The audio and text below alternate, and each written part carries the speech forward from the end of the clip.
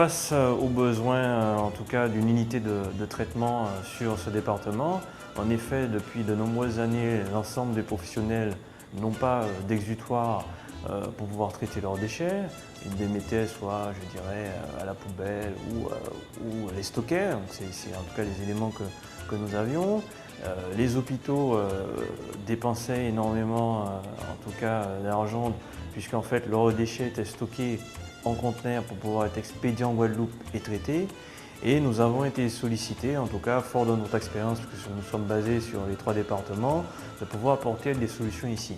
Donc nous avons ici derrière moi la nouvelle unité, nous avons en tout cas installé en juillet 2013, nouvelle unité avec une nouvelle technologie, bien entendu, à micro-ondes, respectant les dernières normes. Une unité respectueuse de l'environnement qui consomme très peu d'eau, qui tourne à l'électricité et qui permet aujourd'hui de pouvoir, quand je donne cet exemple, on prend 100 kg et aujourd'hui on en sort avec cette machine 80 kg. Donc nous proposons une multitude de services pour l'ensemble des professionnels de santé, à savoir tout ce qui est médecin, tout ce qui est profession libérale de santé, infirmier, cabinet, natropacteur, vétérinaire et bien entendu certains gros établissements tels que l'hôpital, j'ai envie de dire les laboratoires, le cabinet de radiologie, qui sont donc ce qu'on appelle dans notre langage des coproducteurs. Donc, c'est quoi les services de Medical Waste?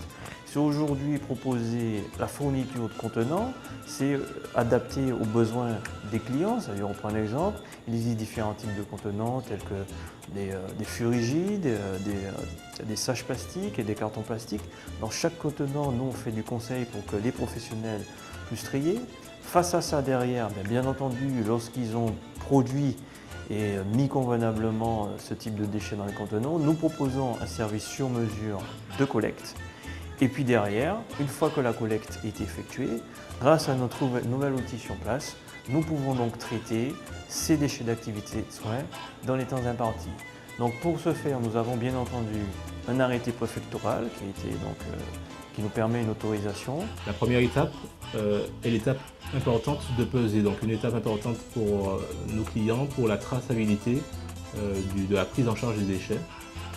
La seconde étape avec ce banaliseur est le chargement même des déchets dans la cuve prévue pour. La troisième étape est l'étape de lancement du cycle en fait, de broyage et de stérilisation. Donc dès le lancement du cycle, le banaliseur se met à broyer en fait, les déchets au moyen de lames rotatives.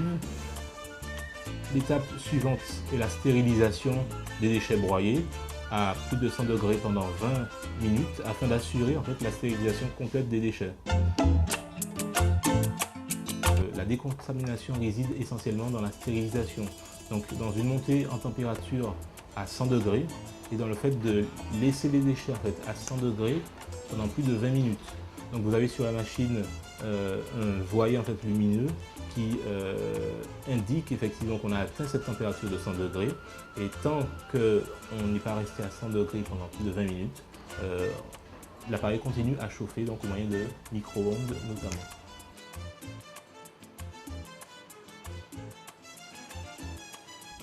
Au bout du cycle en fait, qui dure en moyenne 40 minutes, les déchets broyés et stérilisés sont prêts à être déchargés avec une réduction en poids d'au moins 20% et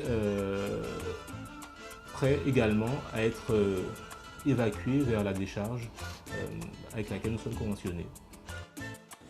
Aujourd'hui, Medical Waste propose un service adapté, sur mesure, je veux dire à l'écoute de ses clients, capable de travailler dans différentes horaires et surtout permettant de traiter enfin sur le département, j'ai envie de dire, l'ensemble des déchets d'activités de soins à risque infectieux.